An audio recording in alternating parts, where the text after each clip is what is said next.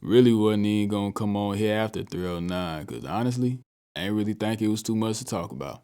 Yeah, here I am. That weekend was a travesty to combat sports. Boxing specifically. Whole lot of unnecessary elder abuse. Jake Paul beat Mike Tyson. It was a little hard to watch, but not too much, cause Mike agreed to it. What broke my heart the most was that from the time this fight was announced, people really, actually, genuinely thought that Mike would win. That's what hurt the most. This was never gonna be an actual contest. But hey, Grandpa tried, I guess. Obviously looked his best as soon as the fight started. Showed some pressure, decent speed, looked like he might have pulled back on a few punches. Had some folks thinking it was rigged. I don't. Don't really care that much either. He's 60, bro. And Jake is in his physical prime. And has been boxing for a few years at this point. The man can't actually box a good bit. It's just lame that this was a professional fight. Jake Paul is on Mike Tyson's record. Nigga so corny, bro. Picking on people's uncles. His opponents literally continue to get older. But no lie, I respect dude a little bit. He is a genius. A rich genius. Fool had a fight on Netflix. He's drawn the world into his career to the point that a literal streaming giant couldn't even half sustain their stream. And he absolutely took it easy on Mike. He could have put him down if he so chose.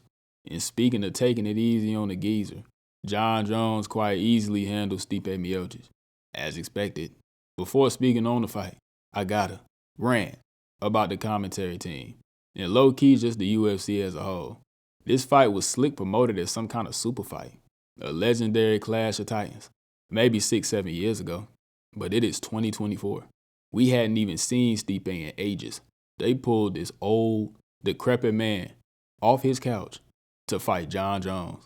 John himself looked to manufacture some kind of static with Stipe by his kids, his family, whoever.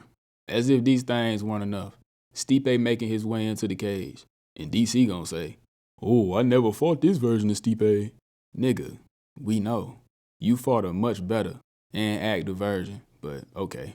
Then, Daniel Cormier and Joe Rogan gonna have the audacity to declare an unofficially retired Stipe Miocic as John's first real, true test at heavyweight. Firstly, do you know how disrespectful that is to Surreal Gun? And they was just straight line. I was pissed. I almost muted my stream, fool. I should've. As for the fight, John looked pretty good and Stipe didn't. Stipe looked old and slow.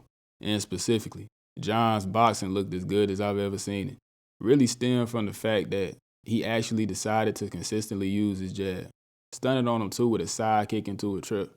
And just desecrated his insides with the spinning back kick to finish. It just wasn't close. Was never gonna be close. It is what it is though. John got what he wanted. An easy fight and Stipe's name on his resume. Nice. The old man went ahead and retired. Nigga said, "I'm retiring." Thank God. He did not want to be there.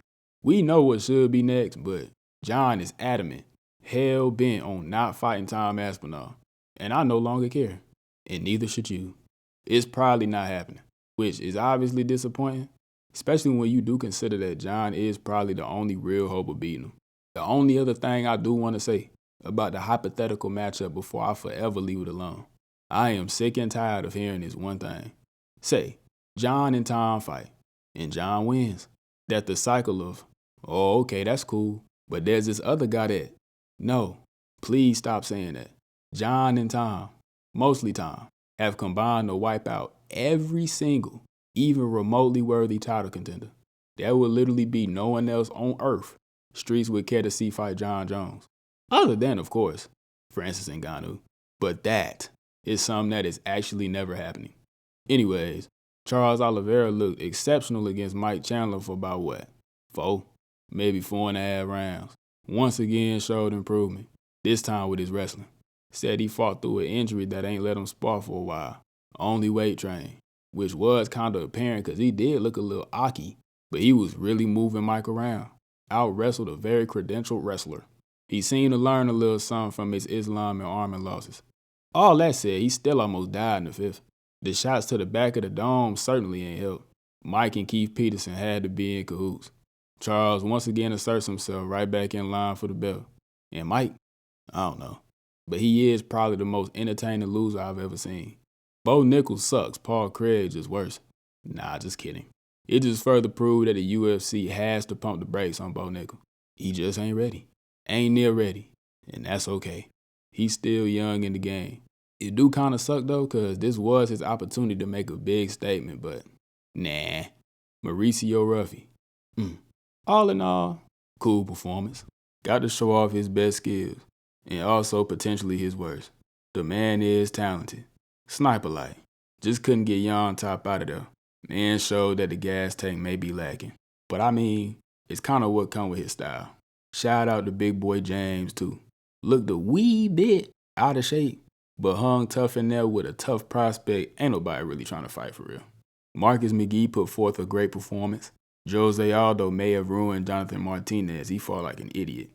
And Jim Miller somehow continued to win. Card was alright. Prelims was turned. Main card was just, really just went how most expected it to, so it's whatever.